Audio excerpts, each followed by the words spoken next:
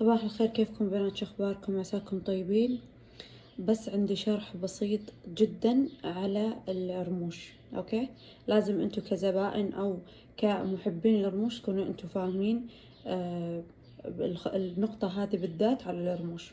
اوكي، اولا من فضل الله الحمد لله يا ربي انتو تعرفون جودة رموشي ايش كثر هي عالية، بس ما يمنع اني انا اشرح لكم. تمام.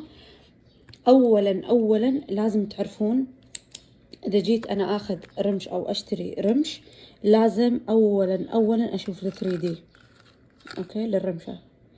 وثانيا وهي أهم نقطة لازم أشوف هذا الباند اللي هو السلك اللي جامع بين الشعر.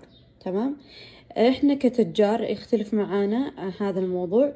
إذا كان الباند ثقيل، هو كان الباند ثقيل هو اللي قاعد يثقل على العين، هو اللي يخليها تدمع، هو اللي يحمر فيها، هو اللي ضايق، يعطيك هذا الشعور اللي ودك تنزلين بس الرمشة من عينك لانها تضايق. تمام.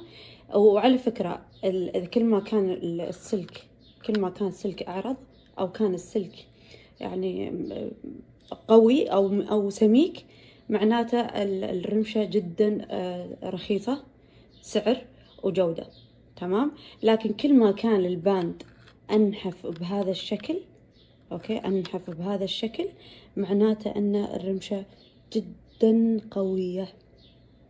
قوية كجودة، وقوية إنها ما تأثر على العين ولا تضايقها. عشان كذا في ناس قاعد يستخدمون رموشي بشكل يومي حرفيا، لأنها أصلا خفيفة على العين بشكل أنتم ما تتخيلونه. طبعا من فضل الله ولله الحمد أنا ما أحط لكم إلا أجود الأشياء وأجود الشعر، حتى تلاحظون ال 3D واضح معاكم، وواضح معاكم الباند. شوفوا واضح معاكم الباند كثر هو خفيف وبنفس الوقت قوي، لدرجة إنه يبقى معاك، يعني الرمشة تبقى معاك السنوات قدام. وأقرب ماله الكومنتات اللي قاعد تجيني إن الزباين قاعد يستخدمونه بالثلاث سنوات بالسنتين لأنهم يحافظون عليها.